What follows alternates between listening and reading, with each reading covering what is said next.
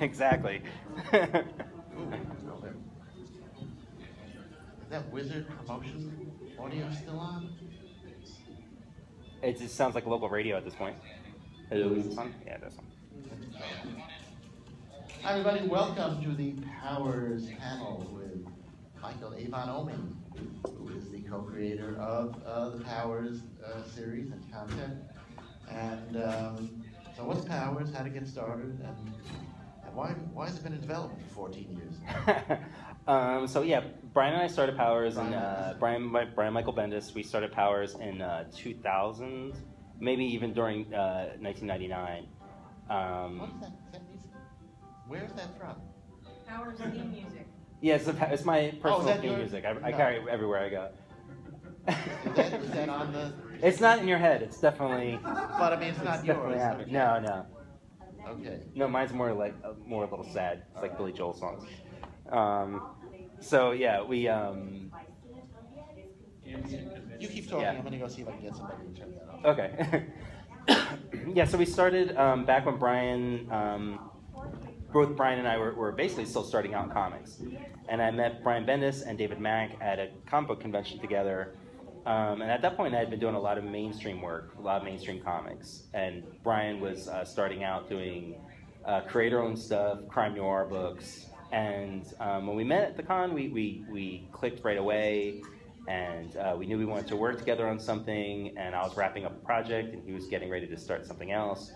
So when I asked him what you wanted to work on, and he had this idea for a crime book with these superheroes in it, and I was against it at first because I didn't want to do a superhero book, and he assured me that the superheroes was the smallest element of the book, and luckily I said yes and went along with it. So we started out as one of those early creator-owned books at Image, before Image really had a ton of creator-owned books outside of the founders, and it was under Shadowline's view with Jim Valentino.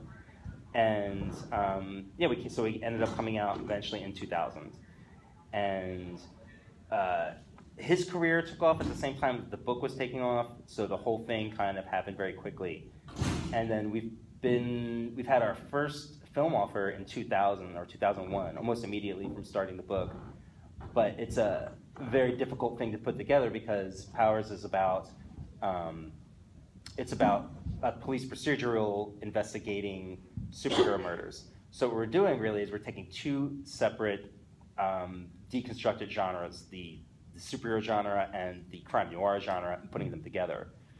And it's really pretty tricky to do that on film and television because since our first deal, no writers have ever been able to truly get their head wrapped around it for film or television until Charlie Houston came around. Why do you think it was so challenging about it for them? Because it was, like I said, two deconstructed genres being put together. It's hard enough to deconstruct one genre, but to take two different things together and then put them together is almost impossible for a lot of writers, especially if they're not versed in both genres. When you say deconstruct, you mean sort of do a story that's in the genre but comments on the genre at the same Yeah, time? you take it apart and you reevaluate it. You don't take everything for granted as cliches and conventions that you can get by with. You have to really break it down and remake it into something else. And the first writer to truly get his head around it was Charlie Houston, because Charlie wrote comics. He wrote Wolverine, he wrote Moon Knight, and a bunch of other Marvel comics. So he's well versed in that. And he's also a fan of Powers. So he actually read all of Powers. He kind of knew it a little bit better than both Brian and I. So once he came on board, he was the first writer to really make it happen. If it wasn't for Charlie, I don't think the show would have happened at all. During our first pilot with FX, we had a lot of the writers from The Shield were involved, and that was amazing. But they weren't superhero guys, so the superhero stuff always tripped them up. So the pilot was made, and it was almost there. It needed a lot of work. But then ultimately, FX decided to pass. And we were working with Sony, who they've been our partners in Power since the very beginning. They're the film company who was shopping it around. We had Frank Oz involved and a whole bunch of other writers and directors. We had a whole bunch of different scripts that were all slightly off mark. the best thing to do is to get comic book people involved, and actually the best thing would have been to do is get Brian more involved early on. But a lot of film companies don't want creators of the same book to be involved in the project because they're afraid of losing perspective on it. Mm-hmm. So this is something you did, 14 years ago. Yeah. It was brilliant. I mean, it was really a groundbreaking thing. And yet you do still keep putting out more Power stories. What keeps you coming back instead of saying, we've done that, it exists, I'll make a movie? Why do you keep? Because we just keep coming up with ideas. Brian and I has always agreed that as soon as we kind of stop coming out with ideas, then we'll stop doing the book. Or if obviously sales were slipping to the point that we couldn't do it. But we just keep coming up with ideas. And now with the show, it's only giving us more ideas. And the new #1 that we just put out was actually kind of a reaction to the television show. It was a reaction to the stuff that was being brought to the table by the other writers and producers. It just keeps giving us new ideas. The more technology changes and society has more growth, those are the things that we often comment on in Powers, and that's always been the base of it. So, the more stuff happens in the real world, it seems to just invite more stories into the Powers world. Cool. And it's going to be on the PlayStation. Maybe it says while I was out. On the PlayStation Network. What is the PlayStation Network? So just like Hulu and Amazon, Crackle, and all these other sites that are now creating their own brand new content, Sony decided they also wanted to do the same thing because they want people to come to the PlayStation console not just to play games, but for your social life. So you can interact with your Facebook accounts and the internet and watch your movies and watch original content created by them. So originally, you needed to have a PlayStation to see this at all. But one of the things that they decided to do is to open it up and use the technology that's at our hands so that anybody can see it. So now the way you can watch it is by you go to the PlayStation website and you can pay per episode to stream it. And you also have a choice whether to stream it in HD or whether to stream it in regular cost. So, I love that. Now, if you have a phone, you could watch it anywhere you have an internet connection. If you have a PlayStation of any kind, PlayStation 2 or 3, doesn't matter, you can watch it on there. So Sony's really embracing their technology to bring it to the forefront. Have these people figured out a way to make the day more than 24 hours? Because there's so much media. Yeah. It's really, it's like, for an old guy like me, it's just mind-boggling. Well, it's challenging now because there's so much good television out there that I think people have less patience for a show to develop into something good. Huh. At least for me, after watching, when Breaking Bad ended, it was as if a wasteland had just taken over TV because nothing was even close to Breaking Bad to watch. And even that there was a television show that came on directly after Breaking Bad that you think would have done really, really well because it would have had that follow-on audience. But it was so good that it just exhausted people. So nobody ended up watching it. And nowadays it's the same way. If I watch a show on TV, like I can't even mention stuff. But if it's just okay, I don't want to watch it. It has to be great now because there's so much really good TV out there. Right. So that's one of the reasons. Also, when episode 1 airs, we're actually going to release 3 episodes at once. Uh-huh. So you'll be able to judge more than just a single episode. And what's the release date? I believe it's March 10th. That's pretty well. Okay. We had to push it back a couple times because Sony had all the those attacks and stuff. While none of it affected Powers, it was still affecting the House. So they had to reshuffle the cards. They didn't want to let out the spoiler alerts on on Powers. So you have many images that you've supplied. Sure. So let's talk about the cast a little bit. So we've had, so this is the cast for Powers. Zora is being played by Logan Browning. And she's from the, which arc is the? Zora was around since the very first arc. Yeah, and in the comic, so basically all the elements that are in the comic are going to be in the television show.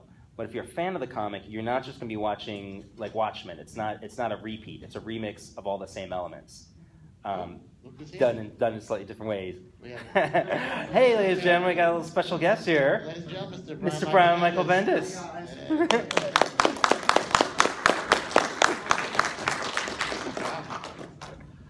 Hey, Hey, buddy. So Michael was, Unscheduled. Hi, how are you? Michael was just saying that he did it all without you, and you were just Yeah. anticipating. Well, were you saying nice And things or just shitty blended things? you. That was, I was actually just talking about Logan Browning.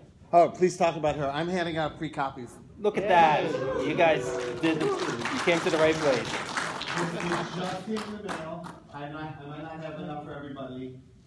These are limited edition David Mack variants. These are not the ones that are on sale in the store. And Brian just came back. Say you don't want it. Brian just came back from Seth Meyers in New York City. Went directly from Seth Meyers, New York City, over to LA to do a bunch of promotions with Charlie and other people on the show, and it's pretty exhausting. So it's pretty amazing It's that he unbelievable. took his time to make it here today. He's giving up sleeping, I guess. Yeah, And yeah. he hands out his own comics. This I know. This guy clearly started the small press. It's a small press mindset. Absolutely. But where's the tie on Seth? You had that tie going on Seth All my Meyers. clothes are dirty. This is So Brian, Logan, Yes. what was her show? Was she in High School Musical? No, she was in Hint to Floor. It's a VH1 show. They're in their third season. Okay, yeah. She's a professional dancer and a great actress. And boy, that dancer training makes for excellent superhero acting. The battle scenes between her and Eddie Izzard are quite something because she's got total control of her body. Yeah. And it's just you really, even without the special effects, you like completely believe it. So we have this amazing cast, but what's been really blowing my mind is how some of the, like, you expect Eddie to blow up the screen. Yeah. You know, anything less is not going to happen. You know, and the same Noah Taylor. You know what he's going to do. You know he's going to be mind blowing. But we've had a couple of the other actor parts like Logan and Callista. Susan, who plays Dina, Susan, people yeah. aren't familiar, unless you saw The Following, people aren't really familiar with what she they're does. relatively new, but my God, they're so good. And Logan, who starts out as a Powers wannabe character, so she's not a fully developed superhero. When you first saw those images where she looks like she's in a homemade costumes, because she is, like her character made her own costume, and we're going to see, without giving anything away, we're going to see a really giant arc with her character, and man, she blows it away. Yep. She kicks ass in there. I think I saw her on Who Wants to Be a Superhero. Wasn't that the Understand show? That was... No, that was me. You saw me. That was- Yeah. Wow. So, I'm gonna move this over here so what shall I move on to the next? Oh. Yeah, you have to. So who else do we got on It's this? so exciting you showed up. Let's see, you Yeah, got- I wasn't scheduled to be here because I literally just got back into town from my week in New York and LA, and I put the kids down for a nap and got on my bike and ran down here. But I So. did annoy him on every possible social media. Yes, you did. But I This stopped is- you doing- should wouldn't have but I worried didn't about call the sacred phone number. I did not. I just couldn't fully commit. The kids come No, no. first. Once you get home, the kids got to, I took them to get it. sloppy I think- cakes I and totally get it. ran I think around the Brian- park, and we went. I think there. Brian's really here because he got a note from the lawyers. What? It's like, don't Get let Mike over up it. there by himself. No. I actually was going to sit in the audience and support you, but I realized that was. that would have been very This would have strange. been in Yeah. disguise, right? I just heckle you from the audience. Okay. So, I mean, we were just talking about how exciting it is, but 14 years, that's really patient. 15. We're officially at 15. It's not on the air yet, and it's That's true, that's 15 years of 2015. development. So I'm Yeah. taking all 15 years as it was a roller coaster, but as long as we got the show at the end of it, I'm okay. Like the whole experience was interesting, even on the weird days Yeah. or the bad days, and even like, if you have a TV deal, a bad day is still a day when you have a TV deal. So it's hard, like that Mammoth quote, "Never feel bad with someone with a boat." I just I didn't mind it because it was interesting people and interesting experiences, and as we get older in this life, experience is almost more important than the other stuff, Right. Yeah. And but yeah, I would like a show at the end of it. Like Yeah. it would have been sucked if we went 15 years and womp womp. Yeah. And sometimes there was so much up against it, like they spent so much money, and not for us, but they spent millions of dollars on a movie that they never made, Right. and then someone has to pay that money back for it to go forward. Yeah. And you just kept thinking, oh boy, like it's not going to happen unless like Brad Pitt came down from the heavens and said he wanted to be Walker. It wasn't going to happen. Also, when we first started this too, the deal was going to be for a movie. This is before Netflix and all that stuff had happened. And imagine if we had had the success, and we had made the film in 2005, and it had just been a movie, and maybe if we're lucky 2 movies, And I'm so glad that it's actually a television series because it has a much more of a life. Drugs on your fifth marriages, the whole. But what he's getting at is that you do feel everything to its time. Right. Yeah. Because it really, you guys have read the book. You guys are readers, so you guys know from the get-go we're like tipping the superhero genre over, right? Most of the audience out there wasn't trained in the superhero rules yet. So if we came out even like 2001, they'd seen what, Spider-Man? Right. Yeah. But now over the years, Blade, yeah, they saw Blade. But over the years now they've seen every Superman, Batman, Avengers, Green Lantern, Fantastic Four, Spider-Man, multiple Iron Man movies. They now, the mass audience, whether they know it or not, knows the rules of the genre. And you can sense people are tired already well, not already, but No, they're tired they're of the not tired origin. of it at all. Well, no, the origin story. The structure of a superhero movie has now become as cliche as the structure of a horror film. But there's certainly some audience, like we had in comics, some audience is looking for a little taste of something different. Yeah. And hopefully we'll be that like we were in comics. So that you certainly look at it and go, if we would have come out 10 years ago, a lot of people would not have even gotten it. Like, well, what's going on? Where the superheroes come from? Explain. Yeah. Now we don't have to explain where the superheroes come from. It's a world with superheroes in it. You go, okay. Yeah. But I think 10 years ago that would have been Yeah. that would have been like, well, I don't understand. Yeah.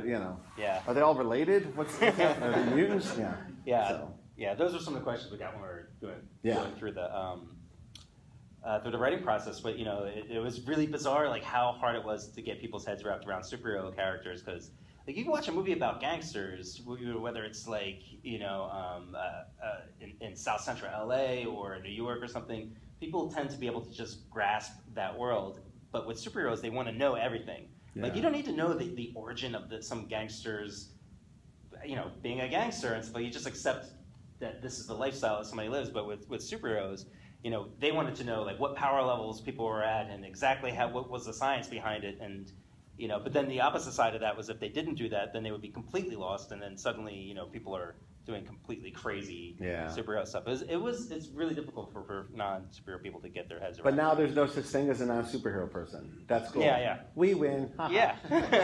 So. Yeah, and I was saying how it was Charlie who, of all the writers that we went through, like he was the one who made it happen. If it wasn't for Charlie to be able to break that boundary of taking these two genres and putting them together. So do you guys know who Charlie Houston is? Is that name familiar? He did Moon Knight. He's an acclaimed novelist, but he did Moon Knight a couple of years ago. It's like he was one of us. He worked tomorrow. He got it. So yeah. Anyway. Okay, well, we have Dina Pilgrim here, so I'll ask the obvious question. How did you decide to go for an African American as opposed to the blonde? She was just seriously, it is kind of a cliche. She was just the best actress for the part. Yeah. There was an actress before her who looked exactly like Dina, and she was good. But Susan was great, And you want to cast for the best part. Also, I don't feel like our characters are that kind of iconic thing where they have to look like they do in the comic. Well, no one actually looks the way you draw. So that's true. If someone who looked like Walker walked in here, we'd all like scream. Yeah, there's What's no wrong with him? The giant-headed person just walked in. Anyway. Yeah. How do you draw? Well, I was actually in the room when she was hired, and I'm also the father of a multiracial family. And it was one of the great moments of my life that no one even brought up her skin color. Really? Yeah. No, it wasn't even brought She up. was that and I was good. in a room with people who would bring that up. Yeah. And Best Actress got the part, the end. Very cool. And that's Exactly. it. Yeah, and I raising women, strong women in this world, I would like to walk into a room and they get a job and no one brings up anything. Yeah. And it wasn't brought up, and I was like, oh, there's a chance. And even with You're 4 when daughters? we I have 3 daughters and 1 son. Okay. Yes. It's almost still another room. It's madness and chaos. It is. Little rascals, if that's what you're asking. yeah, it's fun. It's Yeah. fun. But and what's been really beautiful too is when we announced her, there were some questions, but I was really expecting some nastiness and stuff. But honestly, there really wasn't. And people read independent comics aren't closed-minded people. They're open. I mean, you guys are open-minded. You guys are looking for something different. You guys are looking for something. You're looking for a world that shit like that doesn't matter, and that's what we were faced with, and I was glad. Yeah. Yeah. Yeah, and her eyes deserve their own credits. Yeah. Like, seriously, when you watch her on screen, like you're watching her and her eyes. Yeah, It's her amazing. and the girl who plays Callista, the woman who plays Yeah. Callista, has giant eyes, like crazy giant eyes. They're like weapons, man. Yeah, yeah. And Charlton Copley, Mm-hmm. who looks like 10 other actors, because every time I see him, I go, no, he's not.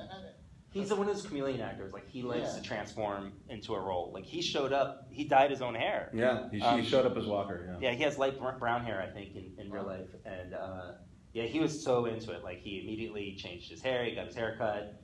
Yeah, he's really become Walker. And we love his version of Walker. He's very human, wears his emotions on his sleeve. And when you watch the pilots, you'll know why, and he carries his pain with him. It's a pretty amazing performance. It's probably the biggest. I mean, there's some other differences, but the biggest difference in the show to the comic is that in the comic, Walker, when we meet him, he's almost like Steve McQueen stoic, like he's keeping it all in, and it's all there. It's all bubbling rage about not having his powers anymore. But it's very, man. He's like his face is like a mask of hiding it all in, and ours is really wrestling with it. It's more active pain and that carries him through the thing, and it's not like it's a show about him whining about his powers, but it informs him as a character. He's really struggling with being a normal human being. Pain hurts, and what I said to him is and we talked about like the acting choices. It's a hard thing to act. I used to be a superhero. That's but I said imagine like, because as I said, I have 4 kids, but you ever see a toddler stub their toe? It's like the end of the world, because the first pain is pain. It's punishing. And I go, that's it for you. When you stub your toe, that never, for 50 years that didn't hurt. Yeah. And now so it hurts. So It's also like, I think a good analogy too is that if anybody's been addicted to any sort of drugs and you quit, and I hear this all the time from people who've been through drug addictions, afterwards the world is boring.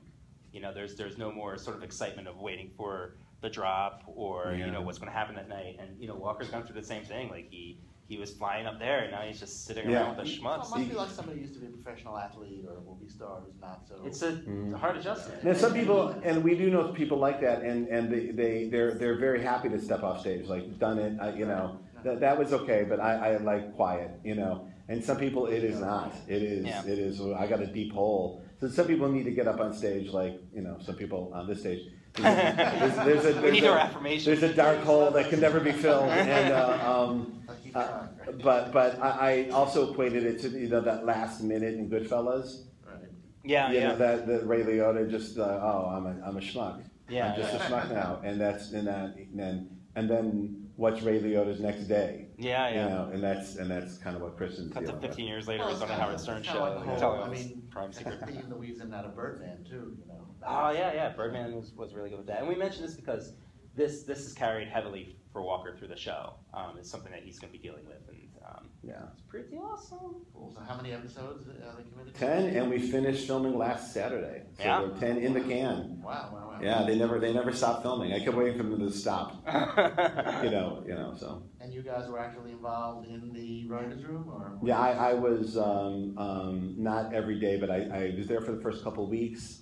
Got it launched, got it on its feet. Make sure everyone, that no one goes, why does it have to be superheroes? That kind of thing. Yeah. And then, but it really was in good hands, because not only Charlie, but there's another showrunner named Remy Ubashani who created Falling Skies and Caprica, and he really knows his genre, and he's a really excellent storyteller, and he knew exactly the tone of the piece, and he's the guy actively editing the show and putting it together.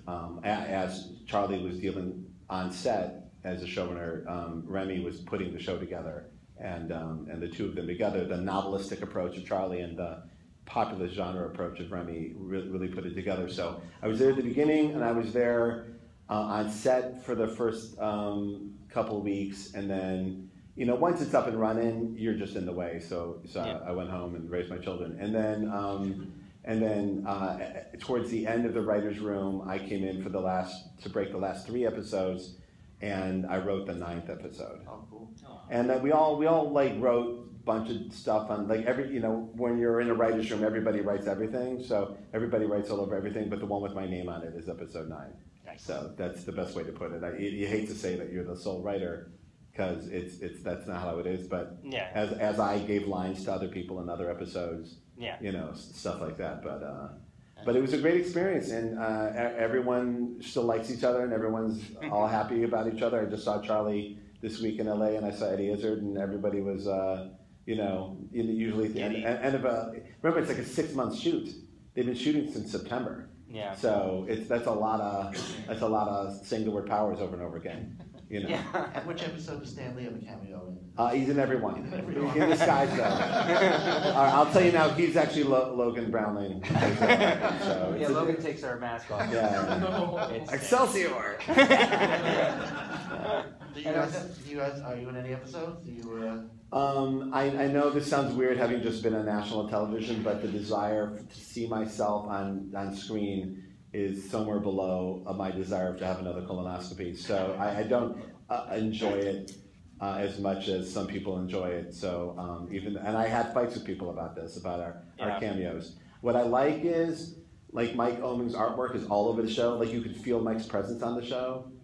I also think that sometimes cameos distract from the storytelling. Yeah. I mean, it's fun, and I do think they're fun, and I'm not, you know what I mean? And like, if Stan showed up, I would want him on the show. But you see, like, even in Thor, people stop watching the movie to tell each other that Stan. Like, you always see some guy turn to his girlfriend and go, "No, he invented all of this. That's the guy." You're like, and a minute has gone by where they haven't watched the movie. So I just my personal taste is. Well, we also feel like, I mean, we're having a cameo through the whole thing because unlike a lot of television shows that are adapted from the creators, they're not super involved. We're involved from the ground floor up. I've done a ton of art for the show. We have our notes throughout the show. Like, so it feels, I mean, our fingerprints are all over it. So, I mean, if you're there one day and they're filming something that, maybe, but it's not high on our list of things that has to happen. now there's a lot of art. What do you want to look Yeah, at? just keep right-clicking through it as we're going. This is what I feel about me on TV. I feel the same way about my kids. My kids were watching me on Seth Meyers this week with my wife, and my son just yelled out, "Bubble guppies!" Like, that's all he wanted. He just, "Please change the channel." Bubble guppies. So these are like a set of, the Iron Impact thing is a tattoo that I had created for one of the characters. The costume designers just contacted me directly and just asked me for whatever, whenever. There's a set of cards you're going to see in the show that one of the characters, Johnny Royale, is playing with. Because within the Powers television show, there's a Powers culture. So there's a cartoon show within the show. There's comic books within the show, and the comic books within the show, we had guys like David Marquez and David Mack. Brian did one as well, like comic book covers within the comic book world. No, it's the dead. So these are some of the cards that we created. But there's posters throughout the whole thing. There's a million different things that I got to do artwork for. So I was very involved. And one of the main characters in the show, or side characters, is Kid Crispin, who draws comic books. So when you go into his room is just full of art. It's all stuff that they use for my sketchbooks or that I did specifically for the show. We're just heavily involved. So these are my cameos. This is what it feels like. This next image is, so that's right there. That is a card of the Wolf and Johnny Royale. So those are our two big hitters, which is Noah Taylor and Eddie Izzard. So this is Retro Girl in the Powers universe, the television show. She's been around for like 70 years. The costume that you see in the comic book is something that she had only once or twice for a promotional thing within the show. But this is her combat outfit, and this is a cover that David Marquez did for us for the comic book within the television show. Yeah, so you see a bunch of comic books that showed her, like Mike Allred does like a 60s, kind of retro fighting a giant robot. Yeah. And then this is the kind, we said like the late 90s Retro Girl comic. And the cool thing is, so we got the production to hire our friends and to draw these things. And then when they were done, and they were awesome, colored by Justin Ponsner. So that's the whole Ultimate Spider-Man team there. And then when it was done, I go, hey, can I put that on the cover of one of our books as a variant? They're like, yeah. I'm like, we got them to pay for it. Anyway, so our friends got got a couple bucks and we got a free cover. Well, that's one of the things I really, really love about this too is working with Sony and Sony PlayStation. Is it's not Sony and another company or Sony and two other companies. It's just one. So instead of having to jump through hoops for something like this, we can just call up our producers and say, can we use this? And they go, yeah. And then they look at something that we did, and they're like, can we use that? And I go, yeah. And there's no like the cover I just gave you guys. David did that for the book, and then the PlayStation people saw it and said, can we make a poster out of that? And David was thrilled. So, yeah. So it's all in one house and under the same team, and that's a big relief. Yep. So that's within the show. There's a cartoon show. So this is from the fictional cartoon show within the show. This is Diamond. Diamond was Walker's superhero persona before he lost his powers. So we only have 15 minutes. If yeah, anyone has questions? Yeah. Yeah, questions? Yes, sir. I'm not against the idea of it being like exclusive or anything, but is there a reason why you made it exclusive to PlayStation? Well, it's not anymore. I mean, it is an extent. It's all coming through PlayStation, but now you can watch it. You don't need to have the platform. You can go to PlayStation.com. If that's it, I'm not sure. Yeah, it is. It is. It's PlayStation.com/powers, and you can download the episodes right there. The first one is free to anyone in the world. You just watch it. It's on the house. If you have a PlayStation Plus account, you get to watch the whole season for free. But if you don't, you can just watch it on PlayStation per episode, or binge the whole thing when it's all done. Yeah. But the first 3 episodes will be on March 10th. First episode's free. The next 2 are readily available for you. And really good prices too. It's not like those crazy. Regular episode price. And then every Tuesday a new episode for the duration. 30-minute episodes? How long? Oh no, they're hour long. Yeah, hour long. Yeah, yeah. Like a normal network television show. So. I guess the better question would have been like, what was like the reasoning behind partnering with PlayStation? Sony optioned Powers in 2000. And Sony has been our partner with it through thick and thin, and they never gave up. So even through the whole thing with FX, when we looked like it might be there, might not be there, they turned to us and said, if FX doesn't do this, we're doing it. Just and what was happening was they were getting ready to start their own kind of service, their own kind of channel, and they asked us to be the first one. And when someone backs you, and I feel the same way about Marvel. Marvel hired me off a book that sold 2,000 copies. They backed my horse, right? I feel a loyalty to that. You know what I mean? So, and the same with Sony. They truly like this book. They like it. And you know what? It's very hard in the business of show to find people who A, truly are like you for the right reason, and B, keep their promises. And they did. They kept their promise. They said, we're going to put this on the air, right? And they did. So, and it's cool to be the first thing of something. It is. It's, I'm a Howard Stern kid, so this is like when Howard Stern went to Sirius, it's cool to be on the ground floor, to build. You know what I mean? So the only thing I was worried about is people not wrapping their heads around a streaming show that they thought it wouldn't be like real TV or something. But so much has changed in the year that no one ever goes, oh, it's not real TV. Put things to Netflix and Amazon. Oh, TV is just everywhere now. So that's cool. I'm happy we didn't have to go up, push that up the mountain. It's a real show. There's not many other shows that if you're not tied into that platform, whether it's Netflix or HBO or something, where you can just see it, Yeah, but we listen. This question you asked, we thought about it a great deal. Oh yeah. There's plus and minuses, but the plus is, millions of people have PlayStations. A lot of people are unplugging their cable box and just using their consoles and just watching Netflix and stuff like that. And the Venn diagram of gamers and people who read comics is very strong. There's a lot of crossover. Is it going to be a game? Is it going to be a Powers game? If the show works, yeah. But there's actually a Powers game in the show. You actually see people playing the Powers video game. Oh wow. Yeah. So and believe me, everyone went, we can make one too. This is one of the pages that the character Crispin within the show is drawing. Yeah. So I did some. This kid is a very good artist. Look at him. He's like a professional. Anyway. He's as good as as Tobey Maguire in the Spider-Man movies. Wow, he could really draw that guy. You've seen him design that costume in the first movie? To draw that stuff, I was going to try and make it a lot cruder looking, but just with my name being on it, I couldn't. They kept saying, make it worse, and you couldn't do it. That was the note. When was the last time you got a note that said, make it worse? Kind of roughed up the pictures of the inking, right? This guy. Question? Yeah, I've got about 3 questions. The first one would be like this: the first issue you guys put out this week was great. Thank you. But the ending part with trying not to spoil anything, but Walker's and Titty Mark. Mm-hmm. That kind of content, like what is the rating going? Oh, it's R. They're swearing. The F word flies like butter.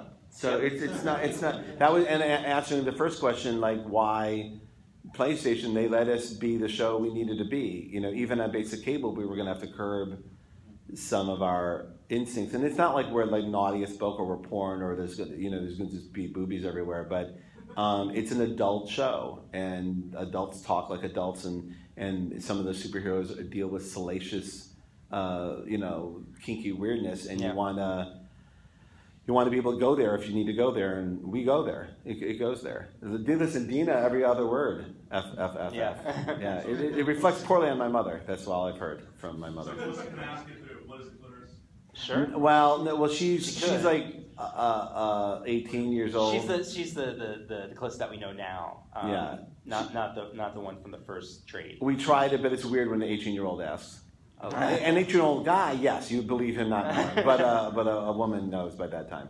But no, we're losing a little that little young innocent Callista. But for television, that was only a couple pages of that, really. It was like a year she was little, but for the most of the run of the book, she's been a young adult, and it's better for television. Also, in the first pilot of FX, we had a young actress playing a young Callista, and a very good young actress. And as a father of daughters, I don't like minors on the set, especially and it's an adult situation. I get it, and they're protected and all that, and their parents are there, but it just skis me out, and I was happy to not do that. They can grow really fast. Like if you're watching Game of Thrones, Bran, who started out as this little kid, being carried. I feel bad for the actor who has to carry him. He's like a 17-year-old kid who like just grew into like a 20-something, he just grew overnight, like crazy big. So like that would be a problem too. It's like Calista might start out as a teenager, but then episode 2 she'll be 40. And so Charlie smartly picked the stuff from the comic that makes the best TV show, and Callista as a young adult struggling is much better than spunky little 7-year-old asking for clitoris. I know. I grant you, I would have loved to see that line in the pilot too, but I actually got only to draw that. Oh, that's right. So what did you put with that hole that says? That's actually based on a true story too. Dan Brereton, one of Dan Brereton's kids, asked us that in a car once. We were all in the car and it was quiet, and the little boy just goes, "What's a clitoris?" And we're like, so. Sounds like it's out for him. Yeah. So what about you guys have done a bunch of different genres in the like the barbarian genre. Would we see any of that first season referenced, or is that you're thinking for the future is a totally different alternative universe basically? A lot. I mean, again, it's cherry picking. I mean, and also we're at our. If you realize we didn't go to different genres until like year 4 or 5 of the book, so you got to kind of solidify where you're at and then go nuts. Yeah, you can't bring monkey fucking too soon. But opening a season 5 with monkey fucking would be that'd be so good. Number one, it means we got to 5th season. Yeah, that's great. And it just. You got to earn that, earn the right to get there, and I would love to get there. That's but kind here's of a dream within the it. powers of cinematic universe. But here's the thing. I've talked about this a lot. My wife had pointed out to me that the Dexter novels and the Dexter show deal with all the same thing, all the same characters, but completely different things. Yeah, and that's what I wanted the show to be. I didn't want a faithful adaptation because we've seen what those faithful adaptations look like. They're interesting at best. Yeah. And usually kind of a dud. But I consult on the Iron Man movies, and I think what's so fascinating is they're not based on anything. You can't point to a graphic novel and say, "Oh, that's Iron Man 2." Like but they're very Iron Man. You don't go, "That's not Iron Man," but they feel like Iron Man all the way through. And that's what I was hoping the Powers will be. Is that there's all these elements that you recognize from Powers, but it becomes its own thing. Right, it breathes its own life, and the characters take over and become something else. And particularly in the second half of the season, Michelle Forbes' Retro Girl, she really embodies it, and it makes you happy when you see it. And it's not anything I would have written, but there it is, and it feels right. So it's an interesting thing. My last part would be, were you guys fans of Eddie Izzard's before he was? Hell yeah. Yeah. Cake or death? My God. Yeah, you actually quoted something from him. That was funny. By accident, on a in panel, front of him. And Yeah. I quoted something about how Americans use the word awesome for everything, when it should be reserved for angels spreading their wings and such. And I didn't realize I was basically quoting something from him until afterwards. It was pretty embarrassing. And then he comes up to him and goes, "Oh, you quoted my thing." And he went, "Oh." But yeah, we were fans of his comedy. He's my wife's favorite comedian. He's Alex Maleev's only thing that he likes in the world. Yeah. Alex likes two things: Eddie Izzard and himself. That's all he likes. And in New York, after this full day of craziness that we went through at New York Comic Con, Eddie invited all of our friends to a midnight special stand-up thing he did in the basement somewhere in the Village, where we were like the least known people in the audience, and like Alex looked like he doesn't want to make out with me. He was so happy. Like it was like, yeah, he was. And my point is, could not be cooler. Like that's someone we liked, and we're like, please don't be an idiot when you meet him. Sometimes you meet him, and I should not have met you. And but he was progressively cooler as the whole process has gone on. So yeah, we were fans, and then he delivered on a personal level as well. Yeah. So do we have any other questions there? I think we're close. A couple more. A couple more, yeah. Yes, back there. I guess you can go first. Yeah, sir. you. Just because That was nice. it's on a PlayStation Network, and this is all new with Netflix and Amazon and Hulu, and I'm sure Facebook will have their own TV network soon. Google. Yeah, Google, YouTube. How will you guys define success? Because you're not going to get the normal ratings. Yeah. As creators, what are you looking for? This is a hit. It's hilarious because I've asked that question. I'll be flat out asking. I go, what? Because in comics, we literally know to the number how many we need to sell to make another one, right? So it's very easy to judge success, right? And in this new world, we flat out go, what is success? And they said, when we give you a second season. Yeah. So that would be success. It's a new world, man. Seriously. I mean, honestly, I it's so funny. With every step upwards of success becomes a new pile of problems. I'm more worried about the network being hacked when we debut, because they idiots keep hacking the network. And I know these hackers are comic book fans, and if they could just do us a favor and just as a solid, just back off in March. You know what I mean? Just as a solid to me. I'm sure they're nerds. I'm sure they are. Yeah, and if we can get Glenn Beck to complain like he did on Spider-Man, then that would also be that'd be great. Yeah. So it is. You asked an excellent question, but it was pointed out to me actually recently. I had this talk 2 nights ago with someone at Sony, and they said that there's levels of success for everything. That like some shows, you go, why did they cancel that? It's there's something below it that's still on the air, just got picked up. You know what I mean? In the ratings, right? Every show has different costs and different expectations, and means different things to the network and to the studio. So it's not our call, and there's nothing we can do. So we're just going to make the best thing we can make and hope that all the balls fall in the right place. But I asked that exact question, worded it exactly the same way. What is success? Like, tell me the number. Like, you know what I mean? Like, I know the number we have to sell for the book. Like, what's the number we have to hit? And there's no number that's been given. So. Is that how you feel about the Alias show that's going to come up on the Jessica Jones show? Well, I'm not involved in it like day to day. You know what I mean? I'm there to consult and just be rooting for them. But I guess it's the same thing. If Netflix finds it was worth their time, they'll make another one. But I don't know how you even. I'm talking. This is boring to other people, but they sold a lot. Let's say they sold a lot of PlayStations this month. How do they know it's because of us, and because of Grand Theft Auto, because of this, because of that? Who knows? I don't know. They must know.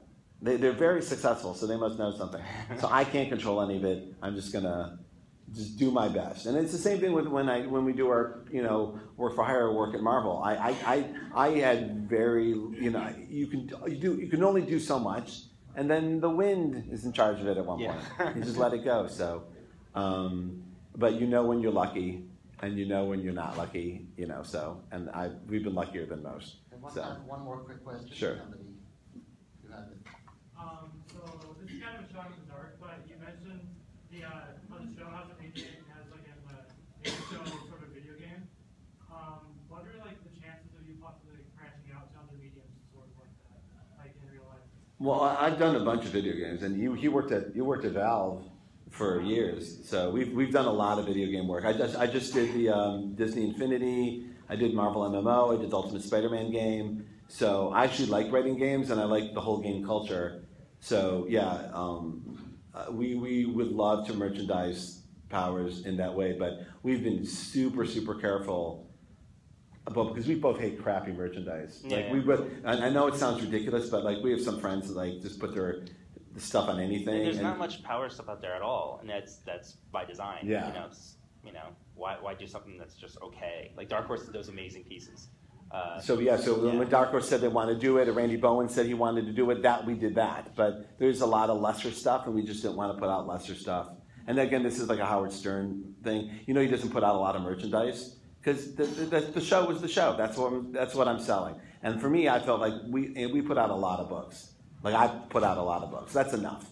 I don't have to put Powers on a tie or something. Like you see some of these celebrities like Dr. Phil like putting their name on everything. You're like, all right, calm down, man. Just you have to sell everything. Powers. Yeah. So that was our mindset. But with a show, bigger merchandise, like a better quality of merchandise becomes available to us. Like people, like we have a deal to do Powers novels that we're going to do because I would like them. The same people that put together the Walking Dead novels, and that I would like that. And it's also like, would I buy this as a fan? Like I think, would I buy that? And I do that a lot. Like when I'm making the books too. Would I buy this book? If my name wasn't on it, would I buy this with this artist and this story and this thing? And that's my line in the sand for everything. So, and I guess I'm a more picky merchandise buyer, even though I got a ton of shit at my house, like an inordinate amount of Spider-Woman crap. But anyway. So tell us again, when is the show debuting, and how can they find it? March 10th, and for real, no backs. They've announced it. It's on posters. March 10th on PlayStation, PlayStation 3 or PlayStation 4, or PlayStation.com/Powers. And the first episode is free to anybody. Tell your friends. And if you could just download it a lot of times, even if you don't watch it, if you just download it and then go to bed, that'd be great. Or just download it while you're doing dishes. You don't have to watch it. Just if you inflate those numbers, like our version of a variant cover, just blow up the numbers, and then you get the first three, and the third episode is a giant cliffhanger. It was made specifically for these first 3 episodes that come out at once, almost like a big first chapter, and then it goes to 10 episodes. You get like a whole 10-chapter crime novel, and there's kind of a big cliffhanger at the end. Well, congratulations. Yeah. Thank you so much, Brian Bendis. My pleasure. Thank you, guys. Thanks very much. Enjoy your food bowl. Thank you so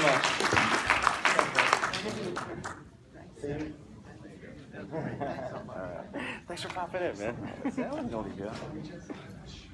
Hi, guys. Do you have a booth? I mean, you were saying how you like Where's music. your, you have a booth? Yeah, I'm going to be wherever he is. Yeah, you're right. Yeah. Yeah. All right, so I'll see you there. I think they're going to kick us out. You have a pen on it. Hey, Brian, this is Bill. He's my accountant. Bill? How are you, Bill? Good to see you. Bill's looking at me doing the merchandise. Shut up. I'll go back to the table. Keep you guys happy. Crazy Marvel bring that. history. I'm doing 200 slides. Yeah, I guess